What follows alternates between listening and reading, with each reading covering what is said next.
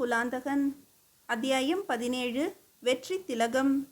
மதிய உணவுக்கு பிறகு சற்று ஓய்வெடுத்து கொண்ட கடம்பமாதேவி விழித்து எழுந்தபோது தான் அமிழ்ந்து நீராட வசதியாக பளிங்கு செய் குளத்தில் தெளிந்த நீர் நிறைந்திருப்பதையும் உடலில் வாசனை பொடி தேய்த்து விடவும் ஈரத்தை ஒற்றி எடுத்து புத்தாடை புனைய உதவவும் சேடிகள் காத்திருப்பதையும் கண்டாள். நிதானமாக நீராடி முடித்து புத்துணர்ச்சியுடன் விளங்கிய அவள் உடை அலங்காரத்துக்கும் முக ஒப்பனைக்கும் ஆபரணங்கள் பூணவும் மேலும் சற்று நேரம் எடுத்துக்கொண்டாள். இதற்குள் துளசியும் மறுக்கொழுந்தும் இடையிடையே வைத்து கட்டிய கதம்ப மலர் மாலை ஒன்றினை எடுத்து வந்தாள் சேடி. இதை அணிந்து கொண்டு தோட்டத்தில் உலாவலாம் என்பது மகாராணியாரின் யோசனை என்றாள். மாலை பொழுது அங்கே மனோரம்யமாக இருக்கும்.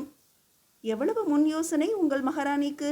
விருந்தோம்பல் என்றால் இப்படியல்லவா இருக்க வேண்டும் என்று மகிழ்ந்த கடம்பமாதேவி மாலையை சூடிக்கொண்டு நிமிர்ந்து எழுந்த நெஞ்சகங்கள் மீதாக தவழ செய்தாள். அரண்மனையை ஒட்டி இருந்த மிக பரந்து விரிந்த உத்தியாவனத்தை அவள் அடையும் வரை வழிகாட்டி உடன் வந்த சேடிகள் அதன் பின்னர் மரியாதையுடன் பின்தங்கி மறைந்தனர். அவர்கள் அப்படி காணாமற் போனதை கூட கவனிக்க இயலாதபடி அந்த பூங்காவின் எழில் கடம்பமாதேவியை கவர்ந்திருந்தது. இங்கொன்றும் அங்கொன்றுமாய் நின்ற மிக பெரிய மரங்களின் அடிவாரத்தில் நடந்து களைக்கும் போது இளைப்பாற மேடைகள் போடப்பட்டிருந்தன. அம்மரங்களின் நிழல் விழாத பகுதிகளை எல்லாம் வட்டங்களாகவும் சதுரங்களாகவும் நடைபாதைகள் கோடிட்டு பிரித்தன. ஒவ்வொரு பிரிவிலும் பசும் புல்லின் இடையிடையே பாத்தி கட்டி பல்வேறு வகையான வண்ண மலர் செடிகள் பயிரிடப்பட்டு பூத்து குலுங்கின. அவற்றின் அழகினை ரசித்தபடியே நடந்த அவளும் தலையிலும் கழுத்திலும் கரங்களிலும் சூடியிருந்த பூச்சரங்கள் மலர் மாலைகள் காரணமாக ஒரு நடமாடும் நந்தவனமாகவே திகழ்ந்தாள். ஒரு திருப்பத்தில் அதுவரை அவள் பார்வையிலிருந்து மறைந்திருந்த ஒரு மரத்தடி மேடை தென்பட்டது. அதில் அமர்ந்திருப்பது குலாந்தகன் என்று உணரவும் சட்டென்று பொன் சொரிவது போல பூச்சொரிந்த ஒரு கொன்றை மரத்துக்கு பின் தன்னை ஒளித்து கொண்டாள். சதங்கைகளை கழற்றி ஓசை எழாத வண்ணம் கைகளில் இறுக பற்றி கொண்டு விளையாட்டுத்தனமாக மரத்தின் பின்னால் இருந்து பூச்செடிகளின் மறைவுக்கும் அங்கிருந்து ஒரு புதரின் பின்னாலும் பூனை போல தாவி ஓடினாள். நடைபாதையின் எல்லையை கடந்து நடப்பது நந்தவனத்துக்கு நல்லது இல்லை என்பதை உணர்ந்தும் குழந்தைத்தனமான குறும்புடன் அந்த நியதியை மீறி துள்ளி சென்று குலாந்தகன் அமர்ந்திருந்த மரத்தடி மேடையின் பின்புறத்தை சுற்றி வளைத்து அடைந்தாள். அடி உதட்டை உள்ளுக்கு இழுத்து ஒரு கணம் யோசித்தவள் குரலை மாற்றிக்கொண்டு அடித்தொண்டையில் பேசினாள். யாரப்பா அது? என்ன யோசனை? கவலை காதலை பற்றியதா அல்லது போரை பற்றியதா? திடுக்கிட்டு எழுந்த குலாந்தகன் அந்த இயக்கத்துடனேயே சரையிலென்று திரும்பி வாள் மீது கை வைத்து யாரது என்று அதட்டினான். நான் தான், இந்த மரத்தின் தேவதை என்றாள் கடம்பமாதேவி. கடம்பமாதேவி என்று இதற்குள் தெரிந்து கொண்டவனாக செல்லமாக கண்டித்து அழைத்த அவன் அதே நேரத்தில் மரத்தின் பின்னால் கையை கொண்டு சென்று அவளை இப்பால் இழுத்தான்.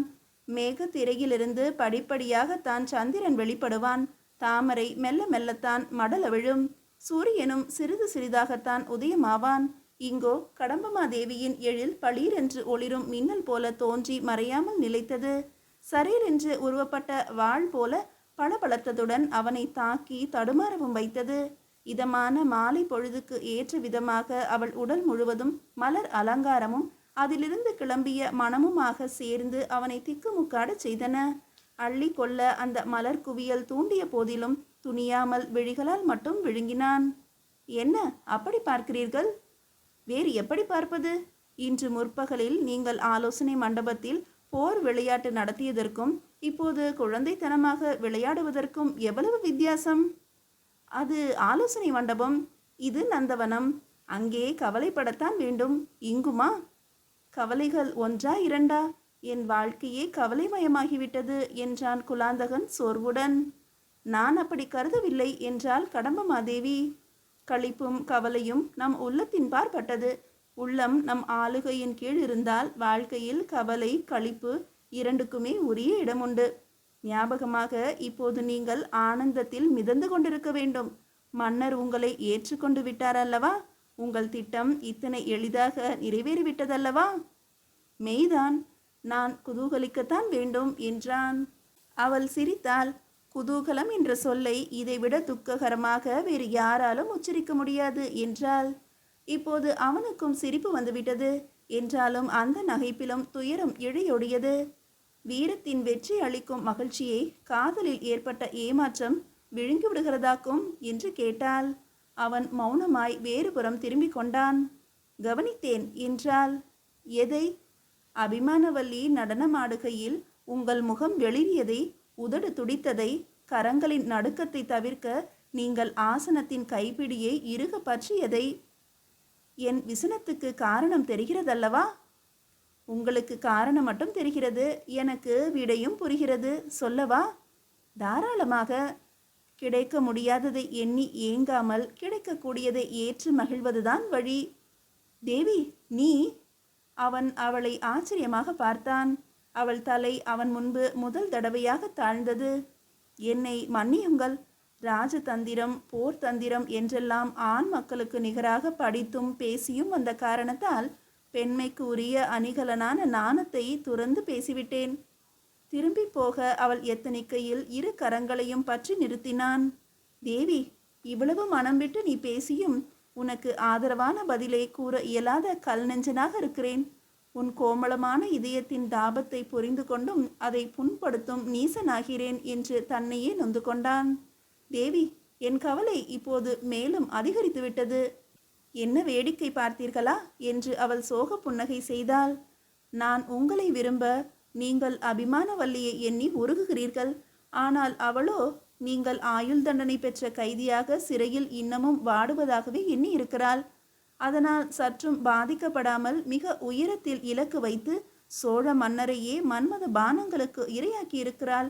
அதே நேரத்தில் சேரமான் தானுரவி ராஜ நர்த்தகியின் கலை சிறப்போடு எழில் வளத்தையும் எடை போடுகிறார். இளங்கோ பிச்சியோ அபிமானவல்லிக்கு ஆதித்தன் அடிமையாகிவிடக் கூடாதே என்று ஒவ்வொரு கணமும் பதறி துடித்து கொண்டிருக்கிறாள். அப்படியா தேவி? இத்தனையையும் இன்று அரசவையில் நீ அவர்களுடைய முகக்குறிகளை கொண்டே படித்து விட்டாயா? நிகரற்ற ராஜதந்திரிதான் நீ. சேரமான் உன்னிடம் வைத்துள்ள பெருமதிப்பு எவ்வளவு நியாயமானது என்பதை திரும்ப திரும்ப நிரூபித்து வருகிறாய். சிக்கலை கண்டுகொள்ள புத்திசாலித்தனம் போதும், அதை விடுவிக்கத்தான் ராஜதந்திரம் தேவை என்றாள் கடம்பமாதேவி. ஆனால் இந்த காதல் சிக்கலை என்னால் கூட விடுவிக்க முடியுமா என்பது சந்தேகமாகவே இருக்கிறது. இருவரிடமிருந்தும் ஒரே நேரத்தில் பெருமூச்சுக்கள் பிரிந்தன. கடம்பமாதேவியும் குலாந்தகனும் நந்தவனத்தில் மனம் திறந்து பேசிக்கொண்டிருந்த அதே சமயத்தில் ஆதித்தன் அபிமானவல்லியை அவளது மாளிகையின் மேன்மாட உப்பரிகையில் சந்தித்து அளவலாவிக் கொண்டிருந்தான். ஓய்வெடுத்து நடனமாடிய களைப்பையெல்லாம் நீங்க பெற்று இளவேனில் போல் இருந்தாள் அபிமானவல்லி. வள்ளி, உன் நடனம் இன்று அற்புதமாக இருந்தது என்றான் ஆதித்தன். இன்னும் கொஞ்சம் நேரம் பார்க்க மாட்டோமா என்று என்னை ஏங்க வைத்து விட்டாய். ஆனால் சேரமான் தான் போதும் என்று கூறிவிட்டார். வரவேற்பு வைபவங்களாலும் ராஜோபச்சாரங்களாலும் களைத்து போய்விட்டார் போலும். அதெல்லாம் ஒன்றுமில்லை. அவர் நடனத்தை எங்கே கவனித்தார்? என்னைத்தான் பார்த்து கொண்டிருந்தார். அவர் கண்களில் கலை ஆர்வத்தை நான் காணவில்லை. காம வேட்கைதான் நிறை தழும்பியது. பிரபு, உங்கள் நண்பரை பற்றி குறை கூறுவதற்காக என்னை மன்னியுங்கள். எனக்கென்னவோ அவரை பிடிக்கவில்லை, பயமாக இருக்கிறது. கண்ணே, நான் இருக்கையில் உனக்கு ஒரு ஆபத்தும் வராது என்று நடுங்கிய உடலை அணைத்து ஆறுதல் அளித்தான். சேரமானும் அப்படியொன்றும் பொல்லாதவனில்லை. நான் மனம் வருந்துமாறு ஏதும் செய்துவிட மாட்டான். அவர் எப்படியோ போகட்டும். தாங்கள் இத்தனை நாட்களுக்கு பிறகு அடியாளை தேடி வந்திருக்கிறீர்கள். திடீரென்று சொல்லாமல் கொள்ளாமல் எங்கே போனீர்கள்? எதற்காக? பழையாறையில் அனைத்து பிரம்மாதி ராஜர்களின் மிகப்பெரிய ஆலோசனை கூட்டம் நடந்ததாமே, கேள்விப்பட்டேன். அட, அது இவ்வளவு தூரத்துக்கு எட்டிவிட்டதா? தெரிய வராமல் என்ன பிரபு? தலைநகரின் கடைத்தெருக்களில் கூட அதை பற்றி பேசிக்கொண்டார்கள். சீக்கிரமே வடதிசை படையெடுப்பு நடக்கும் என்றும் சேரமான் அதற்கு உதவவே வந்திருக்கிறார் என்றும் கூறுகிறார்கள். பார்த்தாயா, அரசாங்க காரியங்களை ரகசியமாக வைத்திருப்பது என்பது எவ்வளவு சிரமம் என்பது தெரிகிறதல்லவா?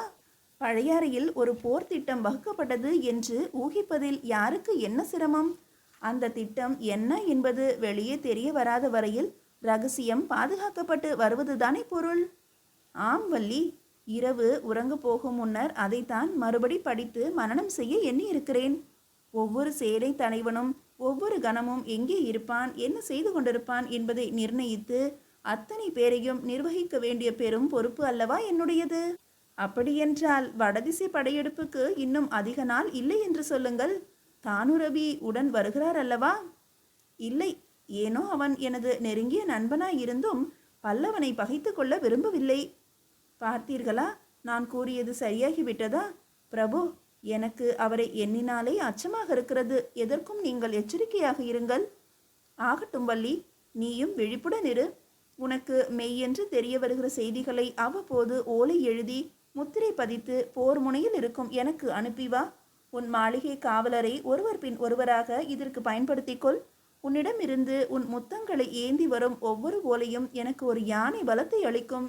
பிரபு, யுத்த களத்துக்கு செல்லும் ஆடவரை வழியனுப்பி வைக்கும் மகளிர் நிலை எவ்வளவு சிரமமானது. கவலையையும் வருத்தத்தையும் கண்ணீரையும் அச்சத்தையும் உள்ளூர அடக்கி கொண்டு வெளிப்பார்வைக்கு தைரியமாகவும் முக மலர்ச்சியுடனும் தோன்றி ஆரத்தி எடுக்க வேண்டும் இல்லையா என்ற வள்ளி மகிழ்ச்சி ஊற்றெடுக்கும் வதனத்தோடு அவனை நெருங்கினாள். அவன் கழுத்தை சுற்றி கரத்தை வளைத்து இழுத்து குனிய செய்து தன் குதிகால்களை உயர்த்தி மேலெழும்பி, இதோ நான் பதிக்கும் வெற்றி திலகம் என்று கூறி நெற்றியிலே முத்தமிட்டாள். அன்று மாலை ஆதித்தன் அபிமானவல்லியை சந்தித்துவிட்டுத்தான் வந்திருக்கிறான் என்பதை அறிந்திருந்தும் பழையாறைக்கு இரவோடு இரவாக சென்ற அன்று தன்னிடம் விடைபெற்று கூட போகவில்லை என்பதை மறவாதிருந்தும் இளங்கோ பிச்சி அதையெல்லாம் ஒதுக்கிவிட்டு அந்த புறத்தில் ஆதித்தனை வரவேற்க சித்தமானாள். அலங்கரித்து கொள்வதில் ஆர்வமுடன் கவனம் செலுத்தினாள். பல நாட்களுக்கு பிறகு அவன் வரும் வேளையில் குணங்களை அன்றி குறைகளை எண்ணக்கூடாது என்று தன்னைத்தானே தேர்ச்சி கொண்டாள். தெய்வம் நம்மை சோதிக்கிறதே என்று எண்ணுகிறோம். நாளடைவில்தான் நமக்கு அவன் கருணை புரிகிறது. எல்லாம் நன்மைக்கே என்று தெளிகிறோம். அதேபோல் மன்னரையும் முழுமையாக நம்பி நம்மை ஒப்படைத்து விட வேண்டியதுதான் என்று நம்பி கூறிய அறிவுரையை அடிக்கடி நினைவுபடுத்தி கொண்டாள். வரும்போதே உற்சாகம் கொப்பளிக்க வந்த ஆதித்தன், பிச்சி, உன்னை பாராட்ட வார்த்தைகளே இல்லை. தானுரவிக்கு தலைநகரின் வீதிகளிலே வரவேற்பு வைபவத்தையும் அரண்மனையின் உள்ளே ராஜ உபச்சாரத்தையும் ஒரு குறையுமின்றி திட்டமிட்டு செவ்வனே நிறைவேற்றி வைத்து விட்டாய் என்றான். உங்கள் அன்னையாரிடம் கூறுங்கள். அவர்தான் ஒவ்வொரு சிறிய அம்சத்தையும் கவனித்து யோசனைகள் கூறினார். குவளையை பார்த்துவிட்டு கன்னரதேவனையும் வாழ்த்திவிட்டு தான் வருகிறேன். எத்தனை அழகான பொருத்தமான பாடலை பாடினான் என்ற ஆதித்தன் அப்போதுதான் அவளுடைய அலங்காரத்தை கவனித்தவனாக, அடடே, அழகு தேவதைக்கு அலங்காரம் வேறா என்று கேட்டு அவள் தோள்களை பற்றி விளக்குகளின் ஒளியில் இப்படியும் அப்படியுமாக திருப்பி பார்த்தான். பிரபு, மாலையே தங்களை எதிர்நோக்கி இருந்தேன். சூரிய ஒளியில் என்னை தாங்கள் பார்த்திருந்தால் பரவசப்பட்டிருப்பேன். நல்ல வேளை, நான் தாமதமாக வந்தேன் என்றான் ஆதித்தன். மாலையில் ஒரு சூரியனின் ஒளிதான் உன் ஆபரணங்கள் மீது பட்டு பிரகாசித்திருக்கும். இப்போதோ இத்தனை தீப சுடர்களின் ஒளியையும் உள்வாங்கி பின் சிதறடிக்கும் போது உன் மேனி எப்படி தகதகுக்கிறது தெரியுமா என்று கேட்டு அவள் கரங்களை பற்றி இழுத்து தன்னை சுற்றி வளைக்க செய்தான். இளங்கோ பிச்சி தான் என்ற நினைவின்றி அவனோடு இழைந்தாள். நீண்ட நேரம் சென்று உடல் தளர்ந்து உறங்கிய போது அவளுடைய கனவிலே போர்க்களம் செல்ல விடைபெற்றான் ஆதித்தன்.